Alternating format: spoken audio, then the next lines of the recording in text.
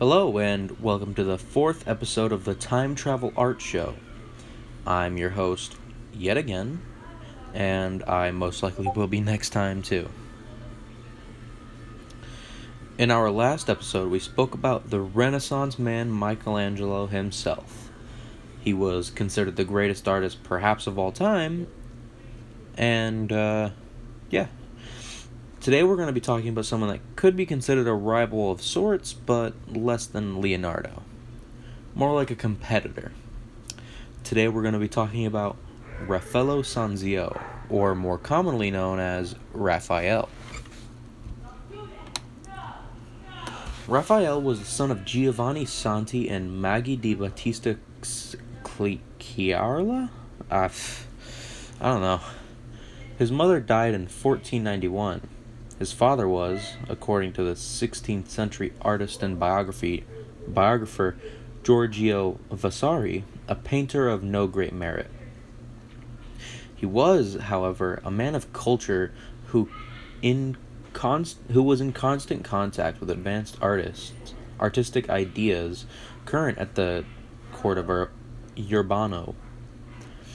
He gave his son his first introduction to painting, and before his death in 1494, when Raphael was 11, he had introduced the boy to a humanistic philosophy at the court. Urbino had become a center of culture during the rule of Duke Federico da Montefeltro, who encouraged the arts and attracted visitors of men of outstanding talent, including Donato Bramante, Piero della Francesca, and Leon Battista Alberti, to his court. Although Raphael would be influenced by major artists in Florence and Rome, Urbino constituted the basis for all of his subsequent learning. Furthermore, the cultural vitality of the city probably stimulated the exceptional work of the young artists, who, even at the beginning of the 16th century, when he was scarcely 17 years old, already displayed an extraordinary talent.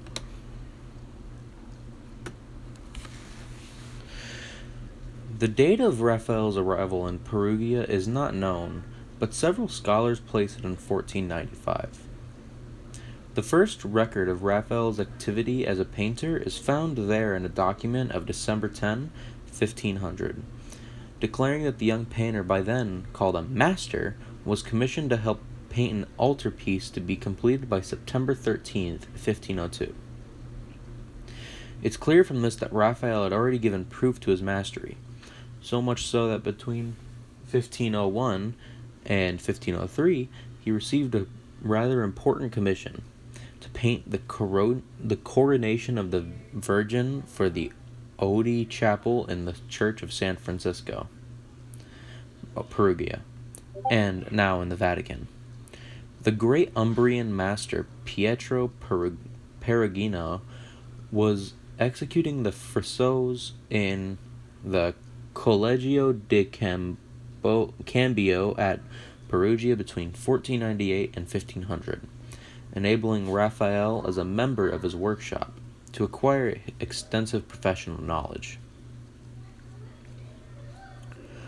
Raphael was called to Rome at the end of 1508 by Pope Julius II, at the suggestion of architect Donato Bramante. At this time, Raphael was little known in Rome, but the man soon made a deep impression on the volatile Julius and the papal court, and his authority as a master grew day by day.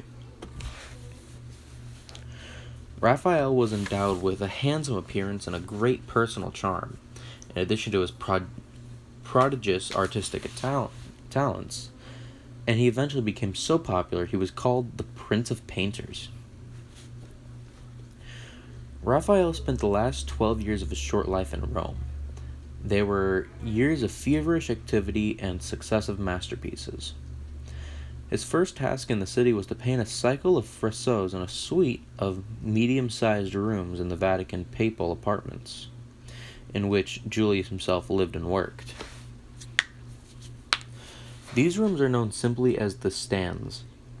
The Stanza della Signatura from 1508 to 1511, and the Stanza dell'Orodoro, Deliodoro, which was 1512 to 1514. They were decorated practically entirely by Raphael himself. The frescoes in Stanza dell'Incendio, though designed by Raphael, were largely executed by his numerous assistants and pupils.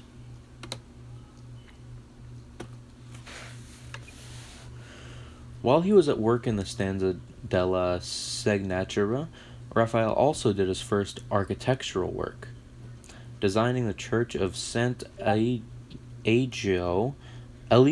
and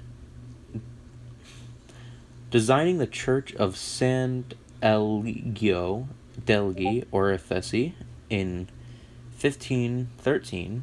The banker Agostino Chigi, I hate these Italian names, whose Villa Farnesia Raphael had already decorated, commissioned him to design and decorate his funerary chapel in the church of Santa Maria del Popolo. In 1514, Leo X chose him to work at the Basilica of St. Peter's alongside of Bramante. When Bramante died later that year, Raphael assumed the direction of the work, transforming the plans of the church from Greek or radial to Latin or longitudinal design. Raphael was also a keen student of archaeology and of Greco-Roman sculpture, echoes of which are apparent in his paintings of the human figure during the Roman period. In 1515, Leo X put him in charge of supervision of the preservation of marbles bearing valuable Latin inscriptions.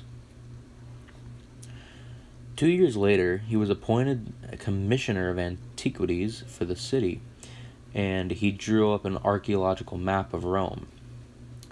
Raphael had, by this time, been put in charge of virtually all of the papacy's various artistic projects in Rome, involving architecture, paintings, and decoration, and the preservation of antiquities.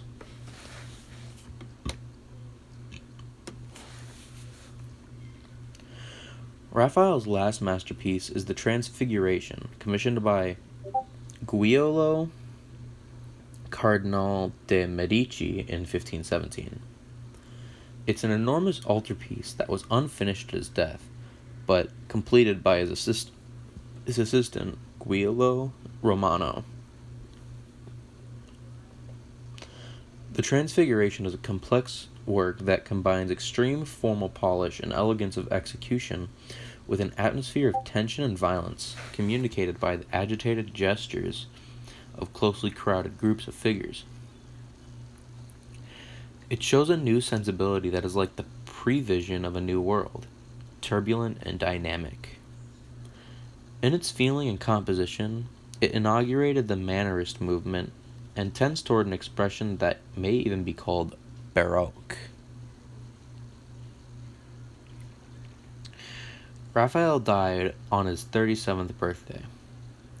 His funeral mass was celebrated in the Vatican. His transfiguration was placed at the head of the bier, and his body was buried in the Pantheon at Rome.